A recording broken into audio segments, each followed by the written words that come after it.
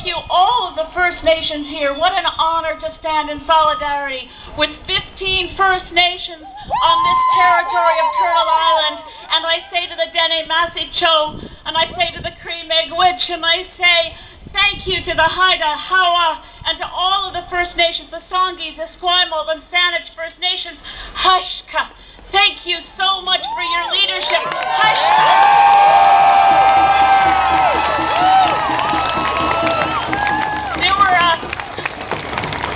There were so many folks up here earlier from the NDP. I just can't, there's just me and there's Donald Galloway here, who's our candidate here in Victoria. But I gotta say, there may just be me, but I want you to notice you have 100% of the Green Party caucus in Parliament here for the rally.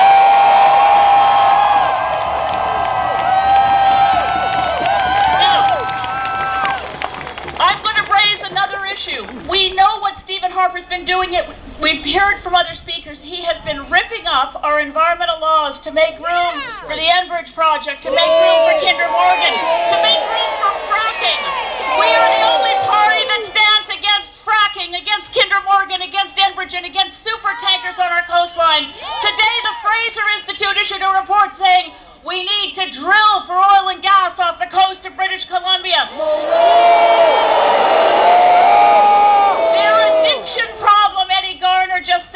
An addiction problem, and it's getting worse.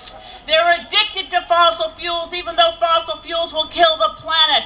And we stand here as a positive statement. When you have a friend with an addiction, you need an intervention, and we are the intervention.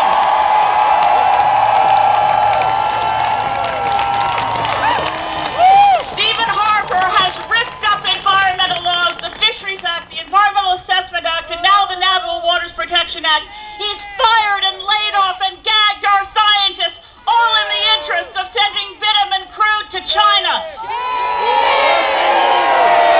But he's not just ripping up laws, he's writing dangerous treaties with China. I have in my hand the China-Canada Investment Act. If you don't know about it yet, go to the Green Party website and read about it.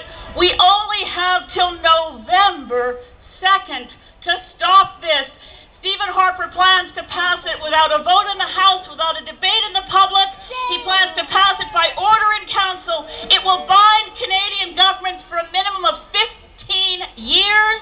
And if a future government gives a 1-year notice to get out of it, any Chinese investment already here is protected for a further 15 years. What is he giving Chinese? He's giving Chinese corporations, which are branches of the Communist Party of China and the government of Beijing. And believe me, Tony Clark and I worked just as hard against this kind of an agreement when it was with U.S.-based corporations, the right to sue Canada because they don't like our laws, because it reduces their expectation of profits. That's what's in this deal, the China-Canada Investment Treaty. And we don't have a right to say anything about it. By God, we do have a right to say something about it.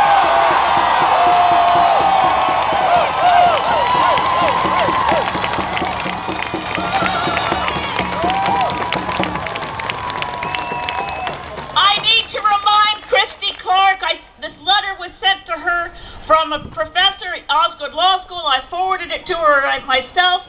Gus Van Harten pointed out to us, which we all will remember. Remember the fight against the MAI? Tony and I remember the fight against the Multilateral Agreement on Investment. You remember?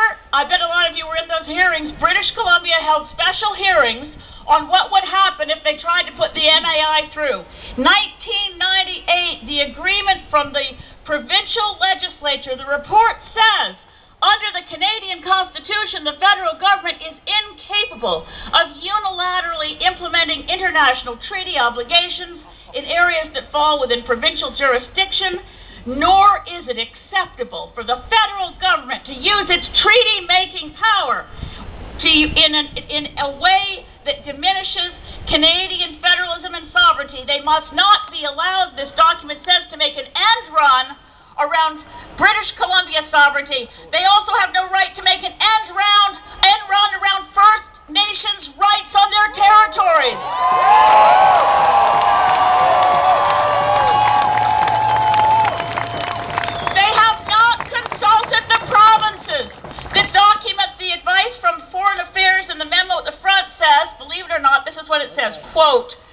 provincial and territorial representatives were updated on the progress of negotiations with the People's Republic of China and did not express any opposition to the agreement.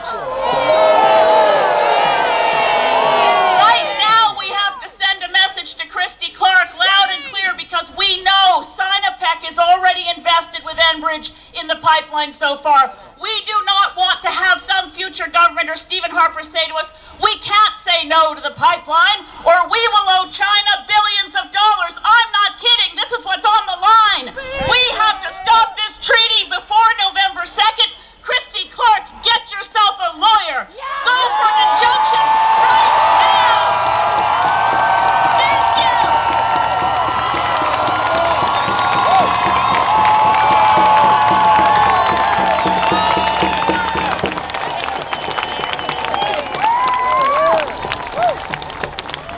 I know. Are we fired up or what? So now I have to ask a favor, and I hate to do this, but we have more speakers, but we need people to slowly move back off the black